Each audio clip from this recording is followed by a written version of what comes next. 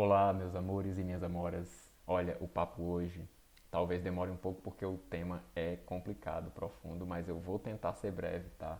E eu já aviso que talvez role um barulho aí no fundo porque o dia tá animado aqui e as condições logísticas aqui eu já falei que é baixo orçamento, né? Então, assim, não tem como tirar os ruídos de fundo, não, tá?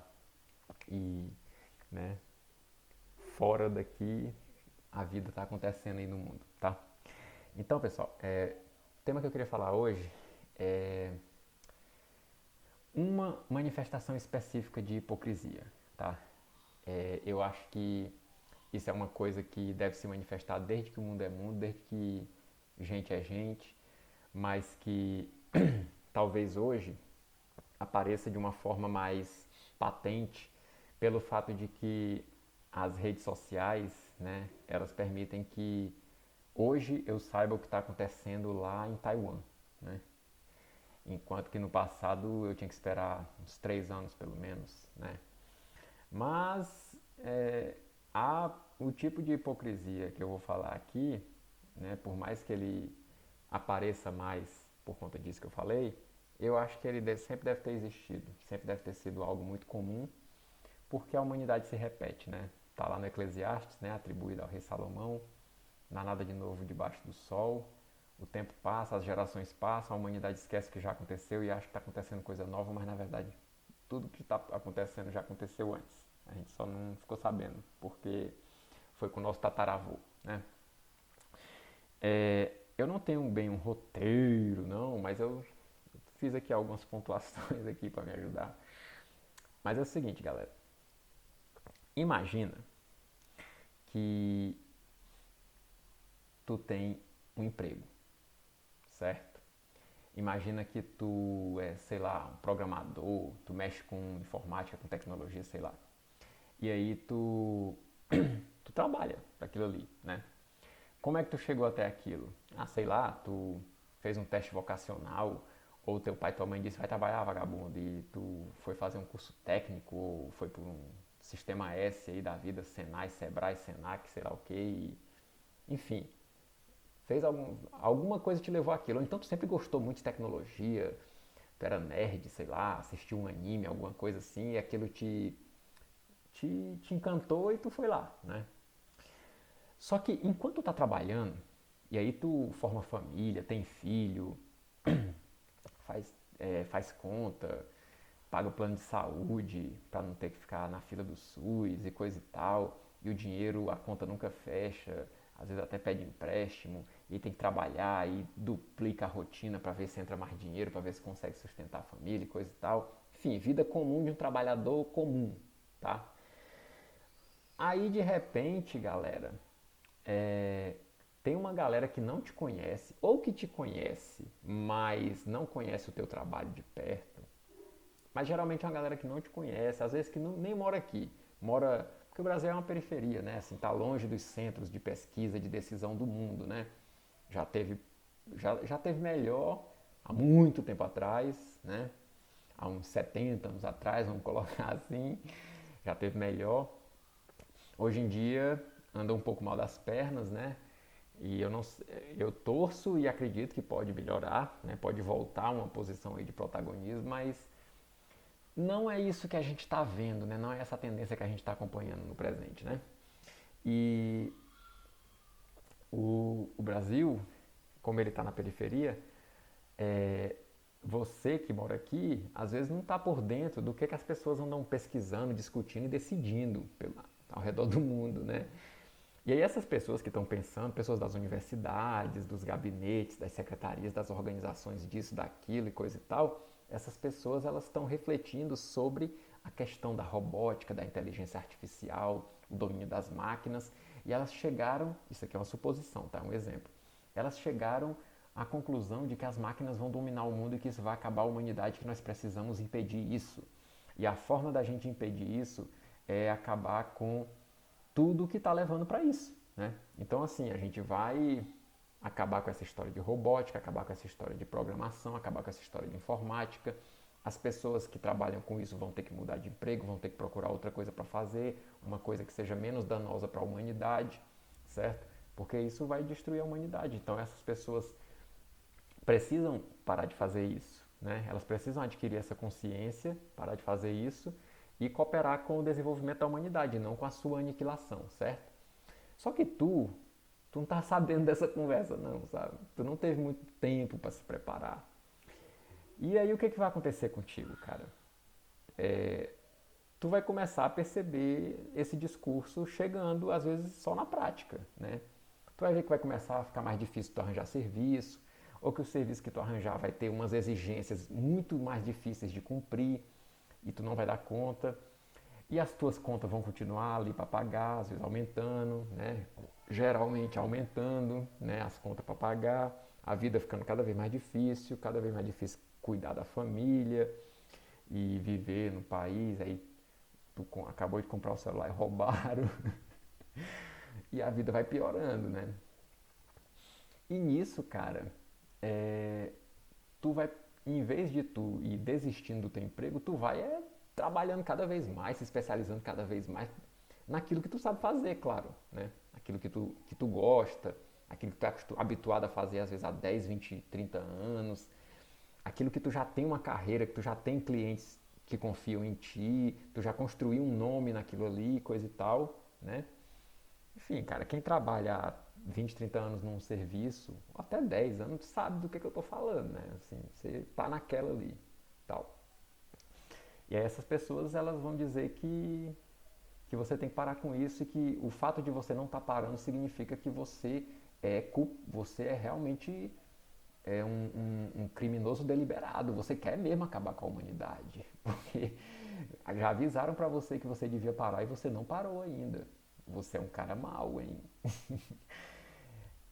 Até ontem você era o herói do seu filho, né? Que trazia o brinquedo no final do mês, que paga as contas, que leva ele no parque, coisa e tal. Mas agora, fi, esquece. Vida de herói passou, fi.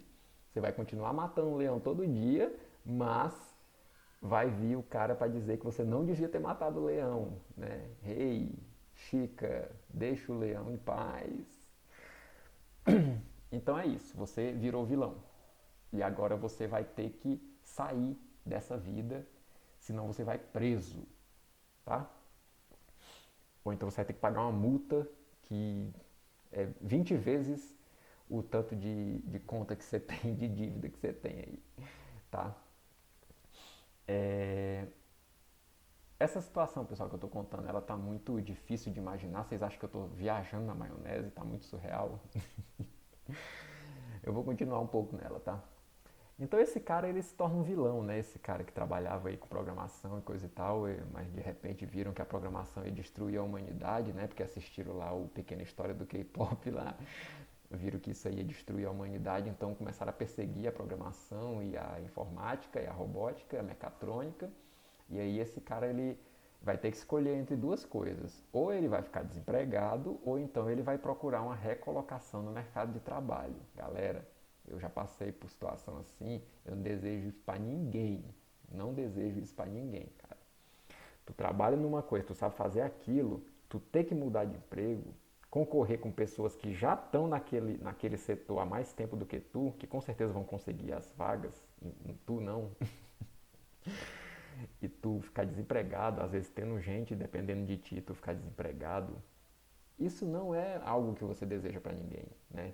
Isso é algo preocupante. Então, eu tô falando aqui de hipocrisia. Você não deseja isso para você, né? Pega, por exemplo, imagina que você é um professor de filosofia. Você não quer que uma pessoa chegue, um presidente do Senado, um presidente da Câmara, um juiz. Você não quer que uma pessoa chegue e diga assim, filosofia, ela não coopera com o bem da sociedade. Ela, na verdade, atrapalha o desenvolvimento da sociedade, o povo fica muito crítico, fica viajando na maionese, a gente perde tempo, perde dinheiro, as pessoas ficam menos produtivas e coisa e tal. A gente tem que tirar a filosofia do ensino médio. Você não quer que isso aconteça, cara. Você que é professor de filosofia, você vai perder seu emprego, filho.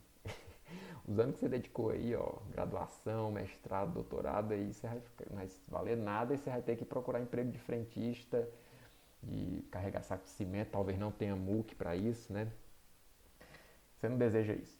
Você que é formado em sociologia também não deseja esse tipo de coisa. Você que é historiador, museólogo, antropólogo, você não quer que essas profissões sejam desautorizadas, né? Que qualquer outra pessoa sem formação possa exercer aquela sua profissão, porque isso vai precarizar as condições do seu trabalho, né? E eventualmente pode levar você ao desemprego. Você e centenas, milhares, dezenas de milhares, centenas de milhares de pessoas, né? Então eu imagino que você que está assistindo, que esteja enquadrado nisso que eu estou falando, não deseja isso para você. E como eu sei que você não é hipócrita, eu imagino que você não deseja isso para ninguém, né? Porque hipocrisia é isso. Hipocrisia não é aquele estereótipo do cara que sabe que é hipócrita, né?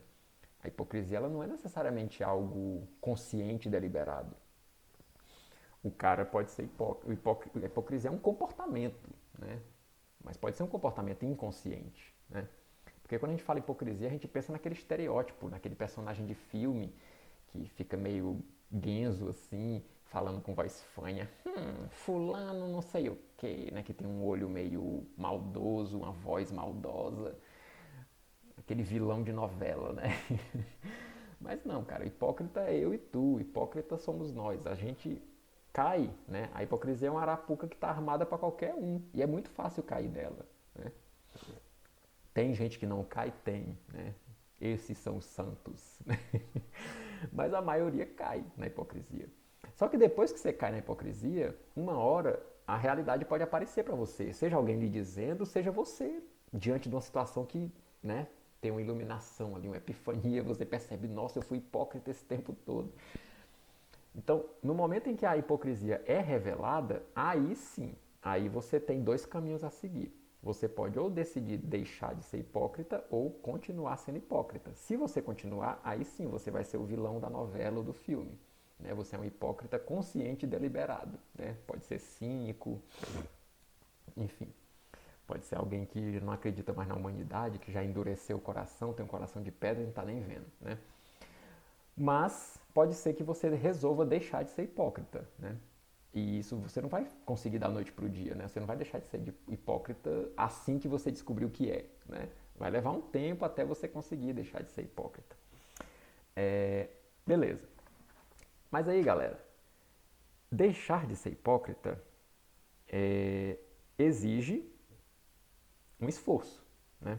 E às vezes um esforço demorado, né? Esse meu vídeo, o objetivo dele é combater uma certa hipocrisia que eu estou vendo por aí acontecendo e eu não acho que as pessoas estão fazendo por mal, né? Mas está rolando. Não é a hipocrisia consciente e deliberada, é a hipocrisia inconsciente e involuntária, tá? Porque estão falando muito dos garimpeiros, né? E eu noto que as pessoas falam dos garimpeiros sem parar para pensar quem são esses garimpeiros, né? Fala-se e a gente tem a impressão, quando a gente vê certos discursos, que a gente está falando de vilões de novela, vilões de filme, caras malvadões, caras muito maus, verdadeiros demônios. E eu não tenho certeza, cara. Eu não conheço nenhum garimpeiro. Eu não conheço. Você conhece? Eu não conheço. Então, eu não gosto de julgar quem eu não conheço, né? Mas pelo que, o discurso que eu vejo, e é um discurso que, inclusive, geralmente ele é voltado para aquilo que são os garimpeiros artesanais, como a gente chama, né? Vou pegar um negócio aqui rapidinho. Eu não vejo se isso que se tem falado sobre os garimpeiros, né? De eles estarem prejudicando lá, sendo verdadeiros criminosos e coisa e tal. Eu não sei se esse discurso ele é voltado para o garimpo predatório, né? Para grandes empresas e tal. A impressão que eu tenho às vezes é de que é um discurso voltado para o garimpeiro artesanal, para o garimpeiro que faz vamos dizer assim, um garimpo familiar, né? Assim como a agricultura familiar, um garimpo familiar, um garimpo comunitário, né? Aquele cara que precisa daquilo ali para pagar as contas dele, para sustentar a família dele, para mandar dinheiro para a família dele que está morando em outro canto, alguma coisa do tipo, né? Eu não sei se esse discurso está sendo voltado para aquele garimpo que realmente é mais perigoso, né? Que é aquele predatório, né? Eu lembro muito de uma época em que se falava muito da pesca artesanal e da pesca predatória, né? A pesca artesanal, ela tem que ser defendida, são pessoas que dependem daquilo. Agora, a pesca predatória, né, são grandes empreendimentos, navios gigantescos, e são essas que ameaçam as futuras gerações e até as gerações do presente, né, que afetam o meio ambiente em uma escala muito gigantesca. Né. Agora, o pequeno pescador, o pescador simples, né, do Dorival Caymmi, né, ou do Raimundo Sela, esse pescador, o impacto dele na natureza é o impacto do ser humano na natureza, né? De qualquer um de nós, né? Voltando, né? Hipocrisia. Você é um ser humano, você produz impacto na natureza. Se você está assistindo esse vídeo, você tem um computador, você tem uma casa, então você tem um impacto na natureza, né? O pescador também, o garimpeiro também, né? Então, assim, eu vou ler aqui uma notícia, tá? Vou colocar o link na descrição.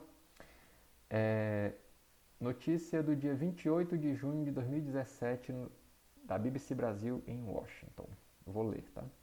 O governo da Noruega é o principal acionista da mineradora Hydro, alvo de denúncias do Ministério Público Federal do Pará e de quase 2.000 processos judiciais por contaminação de rios e comunidades de Barcarena, Pará, município localizado em uma das regiões mais poluídas da floresta amazônica.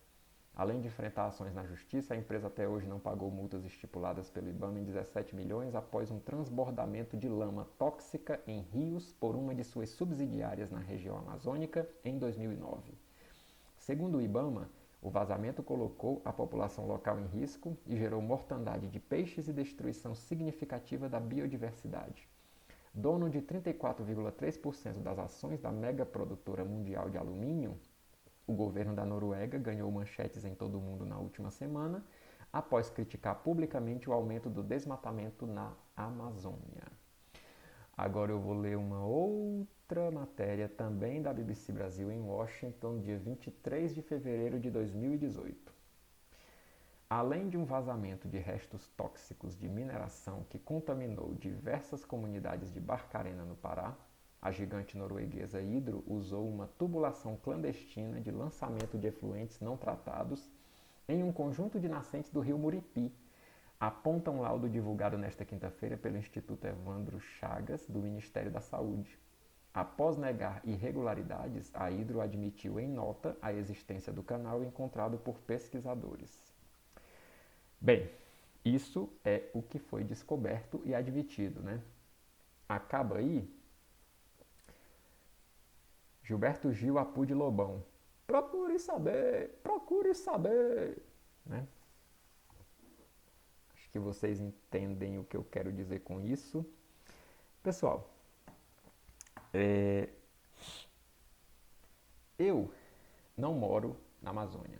Eu nunca pisei em Roraima, nunca pisei no Amazonas, nunca pisei nem no Pará, nem no Maranhão eu não fui, nem no Piauí eu não fui. Eu conheço, né, conheço muita gente que morou no Piauí ou gente que nasceu no Piauí, mas nunca fui lá.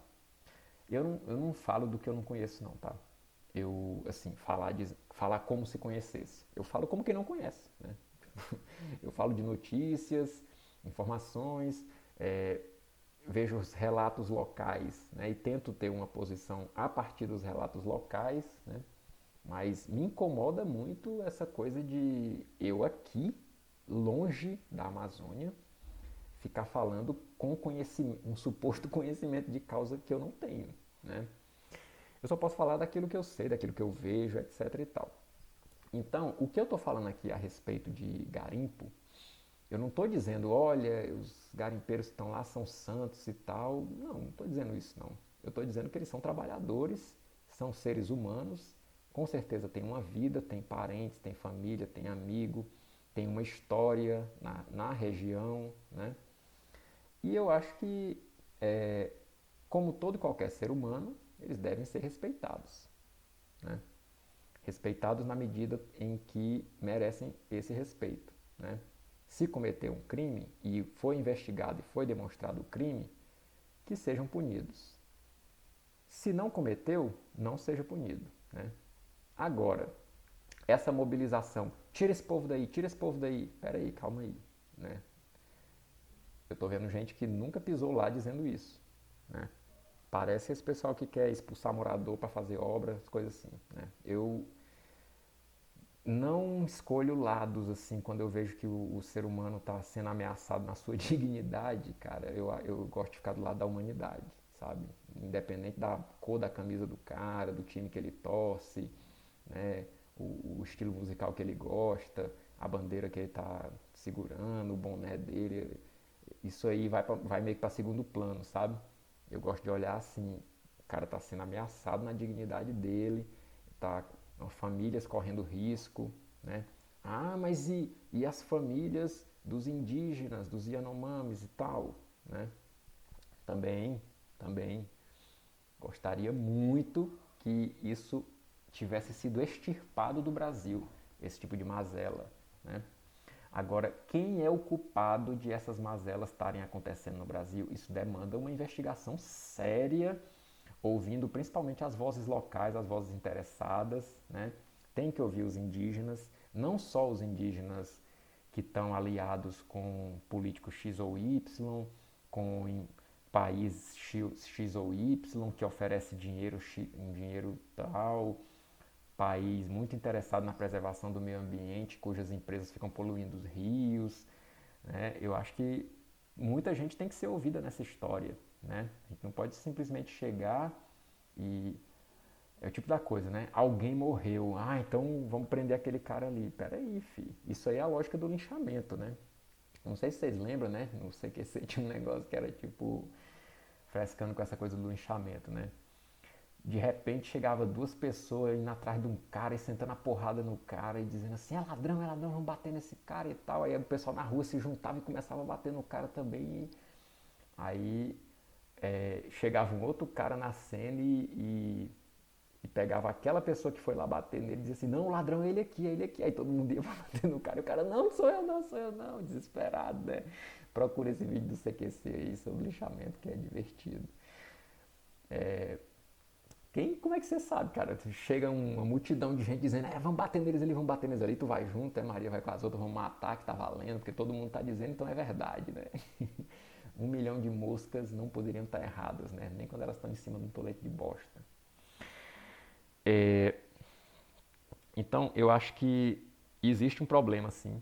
Existe uma questão Yanomami, uma questão indígena aí, que não acho que se identifique com a questão indígena de outros países, mas é uma questão própria, né?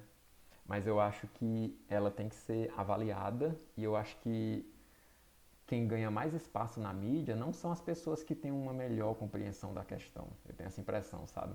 Porque eu vejo pessoas assim que moram lá ou que viveram lá durante muito tempo, pessoas que têm um histórico com essa questão falando e às vezes não são elas, não é o que essas pessoas dizem que se torna a nota dominante do discurso a respeito da coisa. A nota dominante do discurso é a de países aí, de acadêmicos, pessoas que não moram no lugar, às vezes nunca pisaram no lugar, né? E que tem teorias que eu diria que são no mínimo suspeitas e procedências no mínimo suspeitas, né?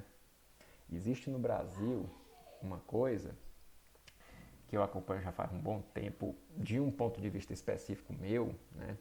Porque eu venho da faculdade, né? Estudei filosofia, e eu percebo que na filosofia apareceu um negócio aí agora de brincar de índio, né? Uma coisa aí com Eduardo Viveiros de Castro, Bruno Latour, Bruce Albert, Deleuze, umas coisas assim, que eu até brinco que é a nova França Antártica, né? É a associação aí de uma intelectualidade francófona com alguns nativos brasileiros. Que para mim tem como grande pioneiro Oswald de Andrade, né, que queria fundar uma literatura e um movimento espiritual legitimamente brasileiro e original. E para onde ele foi buscar inspiração? Foi para o Xingu? Não. Foi para Manaus? Não.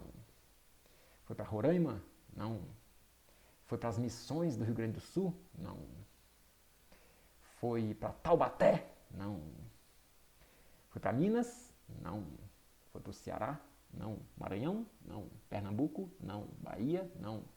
Por onde é que ele foi? Foi para Paris, é claro. Aí lá em Paris, né? O canibal brasileiro, né?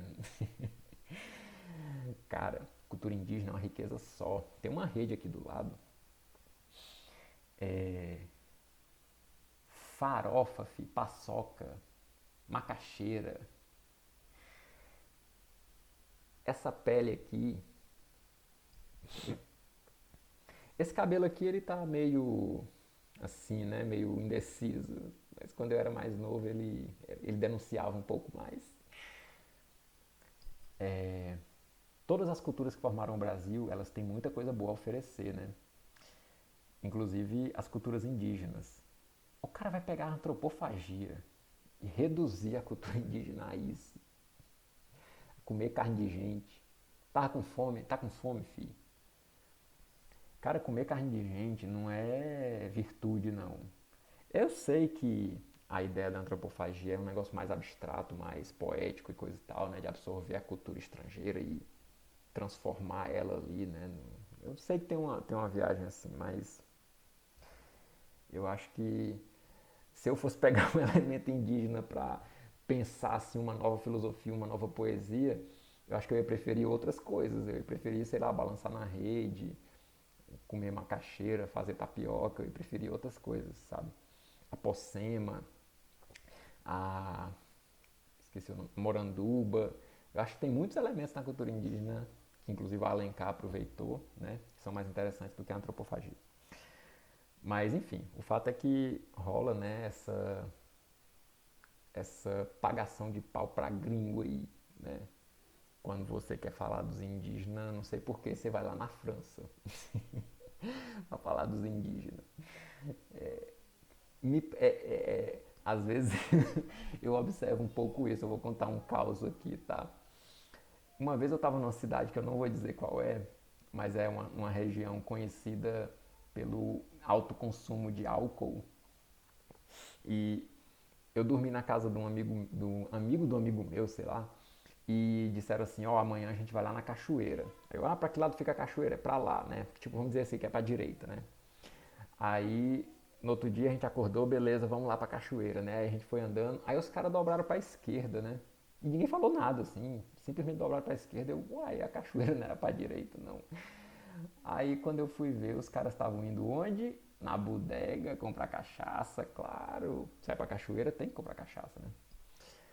Aí chegou lá na cachoeira, né? Aí, tal hora, eu tava no auge, assim, me divertindo, pacas lá na cachoeira, que eu não tinha o costume de ir. Aí lá chamava de bica, né? Mas a cachoeira, porque era bica pra mim é uma coisa menor, lá era um negócio grande, era uma cachoeira. Aí o cara disse assim, ei, mas acabou a cachaça, vamos embora? Vamos? Não tem mais nada pra fazer aqui não. Então assim, era um negócio meio movido a cachaça, né? Isso me lembra a nossa o atual indigenismo brasileiro, né? Ele não é movido a indígena, ele é movido a francês, a norte-americano, norueguês, alemão, ele é movido a outra coisa aí que não é bem, não parece, é um indígena meio louro, sabe? Como era gostoso o meu francês, né? É um negócio meio esquisito, cara. É como eu costumo dizer, né? Os nossos antropófagos, a dieta deles é mediterrânea, né? É um negócio meio, no mínimo, meio esquisito. E essa nova França Antártica aí, que é meio acadêmica, né? Ela produziu umas teorias que elas, a minha impressão é de que a visão que se tem do indígena silvícola, né, que vive Amazônia, que vive na Amazônia, é uma visão que parte de um conceito meio deturpado de natureza, sabe? Parece aquele conceito de natureza daquele filme do Fellini, lá do Dolce Vita, né? Que olha a viagem dos caras. Se junta todo mundo no meio da cidade, vai para um apartamento, uma casa, sei lá. Aí eles vão para dentro de um quarto, um negócio assim meio claustrofóbico quase. Aí eles ligam um rádio e ficam ouvindo os barulhos dos pássaros. É a natureza. No meio da cidade, vai para dentro de um quarto, todo mundo enfurnado, liga o rádio, aí tá lá o barulho dos pássaros. Né? Esse é o amor à natureza. É uma perversão, a meu ver, tá? É uma ideia de que Primeiro, uma falsidade, né? Porque os mesmos grupos políticos que pregam a necessidade dos indígenas ficarem completamente isolados, não pode colocar um encanamento, uma, não pode colocar uma rede sanitária, rede elétrica, os caras não podem ter contato nenhum com outros brasileiros, não podem praticar agricultura, não podem praticar garimpo, não pode fazer nada que mexa com a cultura deles, mas eles podem aprender sobre feminismo, sobre Bitcoin. Tem umas coisas meio esquisitas assim que acontecem. E esse mesmo grupo político que defende essas ideias de jirico, né, no meu tempo o nome disso era ideia de jirico, é o mesmo grupo que finge que o brasileiro não é descendente de indígena, né? Para justificar a ideia de genocídio, de etnocídio, coisa e tal, né? Claro que teve massacres, né, aqui no Brasil de indígenas, mas também teve um monte de jesuíta, franciscano, dominicano que foi assassinado brutalmente por indígenas também, né?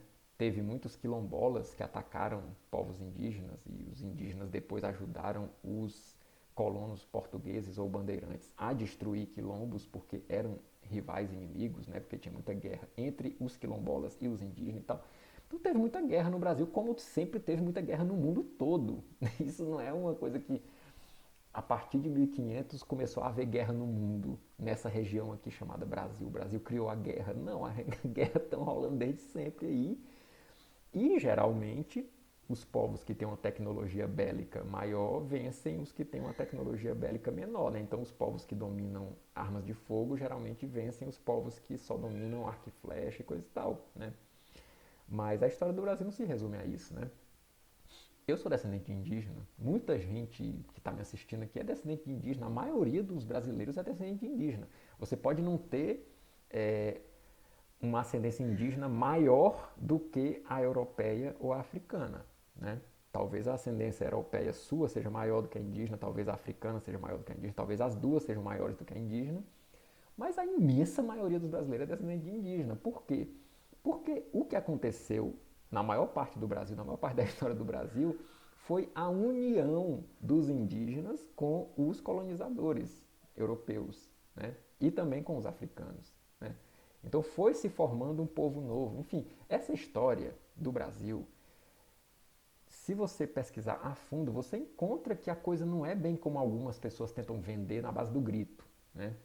Principalmente pessoas novos atores aí com interesses bem duvidosos, vamos dizer assim. Mas é claro que a política com relação aos povos indígenas ela tem que ser muito responsável, né? Porque os povos indígenas que estão vivendo lá na Amazônia, pensa só, imagina um cara que sai do interior do Ceará e vai para São Paulo. Esse cara, ele é vulnerável, ele é frágil, ele está sujeito a sofrer golpe de tudo quanto é tipo, até a sofrer virar alvo de tráfico de pessoas e coisa do tipo, pode cair na prostituição, na escravização, etc e tal. Imagina o indígena, né?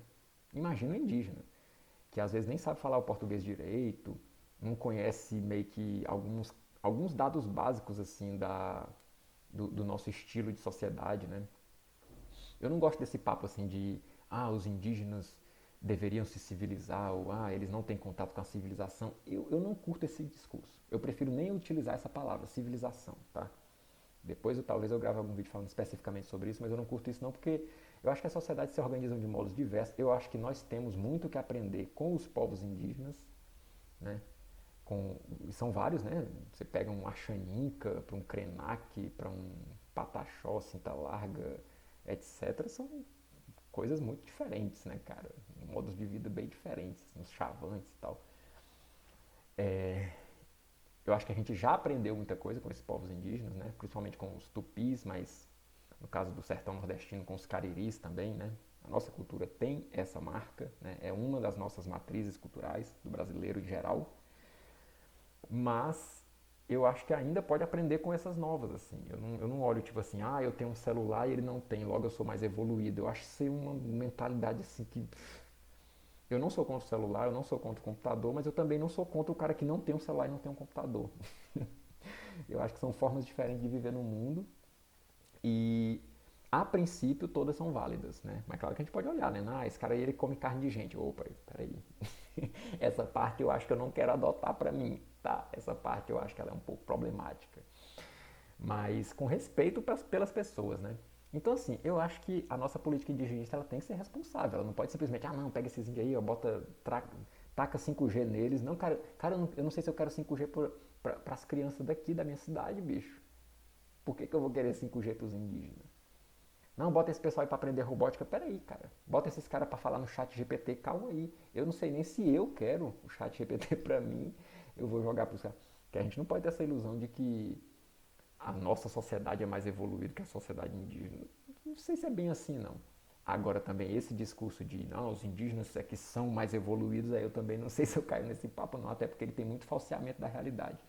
Por exemplo, a galera fala, ah, são os indígenas que estão protegendo os nossos biomas, a nossa biodiversidade. Peraí, você acha que se o Japão não, porque né, depois da Segunda Guerra ficou meio mal das pernas, mas você acha que se o Canadá, a França, o Reino Unido, a Rússia, qualquer paísinho aí decidisse invadir a Amazônia, tacar fogo naquilo, esburacar aquilo, derrubar aquelas madeiras tudo, se decidisse fazer uma coisa dessa, você acha que os Cinta Larga, os Yanomami, etc., iam proteger esse povo? É claro que não. Eu acho que eles não iam conseguir proteger nem da Venezuela, da Colômbia, etc. e tal. Quem protege a nossa biodiversidade é o Estado brasileiro. O Estado brasileiro que coloca exército na fronteira, que coloca IBAMA, FUNAI, ICMBio, um monte de guarda florestal, sem falar na política administrativa em geral do Estado brasileiro, né? Vamos colocar de modo geral, o policiamento das PRF, coisa e tal.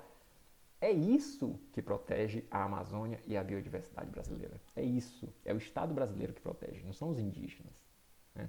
Claro que o modo de vida dos indígenas, assim como de outras comunidades, ele afeta menos o meio ambiente. Né? Não existe aquela produção industrial em larga escala e coisa e tal. Mas eu acho que a gente pode encontrar formas interessantes de fazer isso, né? Para que as pessoas não morram de fome, para que a gente consiga...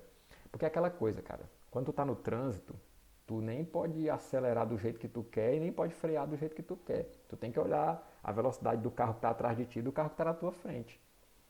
Porque se tu, eu sou uma pessoa ética, eu vou andar bem devagarzinho, o cara de trás bate em ti. Né? E a culpa não é nem dele, a culpa às vezes é tua, porque é uma regra do trânsito. Você tem que sentir o ritmo da estrada. Né? Você tem que andar no ritmo do que é o que é o ritmo que está rolando na estrada. Né? É prudência, né, cara? E ao mesmo tempo tu não pode acelerar demais, senão é tu que vai bater no cara lá da frente. Né? Então é isso, é o equilíbrio. Né? Equilíbrio. Que palavra de ouro! Quem dera houvessem garimpeiros de ideias que tivessem atrás dessa pepita que é o equilíbrio, uma palavra de ouro, né, que tem muito nos tem faltado. Então, pessoal, eu acho que eu encerrei mais ou menos o que eu tinha que falar. Essa questão indígena, ela é muito mais complexa, né? É uma coisa que eu tenho estudado um bocado nos últimos tempos, tanto a questão dos indígenas da Amazônia, né, dos povos mais ligados assim à parte da selva, quanto os indígenas mais urbanos, né? E o que eu acho é só o seguinte: nós devemos batalhar pela paz, pelo desenvolvimento, para que as pessoas não sejam assassinadas, para que as pessoas não morram de fome, para que as pessoas não morram de doença, para que as pessoas possam conviver bem. E a melhor chance que tem disso acontecer é os brasileiros conversando entre si e, sei lá, pode ouvir algum conselho de alguém de fora, até pode, mas, cara, tu quer resolver um problema na tua família, por exemplo, tu vai conversar com teu irmão, com a tua irmã, com teu esposo, com a tua esposa, com teu pai, com a tua mãe. Tu vai conversar com eles. A resolução vai ser aí, a partir daí. Tu pode ouvir um conselho, saúde, do vizinho, da vizinha, do amigo, da amiga, do colega, da colega. Tu pode ouvir o conselho? Pode.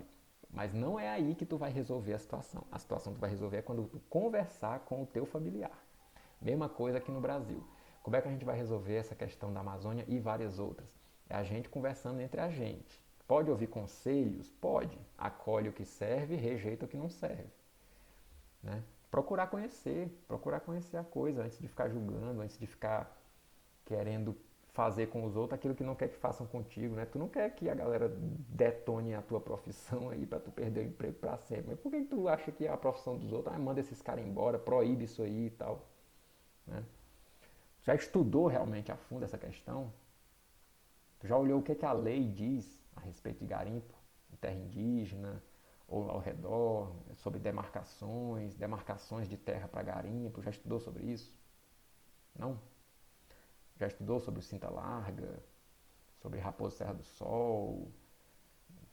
Você tem um conhecimento bem fundamentado sobre isso aí? É uma pessoa que gosta de ouvir as vozes dissonantes, né? Quando tu vê uma questão, tu gosta de pesquisar o que, que um lado está dizendo, o que, que o outro lado está dizendo também, para tu formar a tua opinião com o pensamento crítico que tu diz ter, ou tu vai no oba-oba, ou quem tu acha bonito, ou quem é teu amigo ali, amigo que é amigo, chega não separa, chega na voadora, como é que é?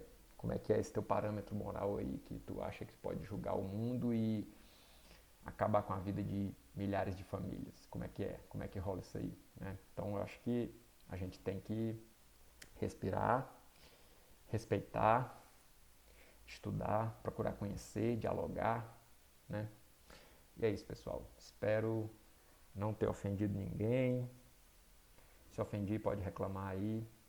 Podem tentar me convencer do contrário, tá? Eu estou aberto a isso. Mas por enquanto o que eu penso é isso aí. E até a próxima. Valeu!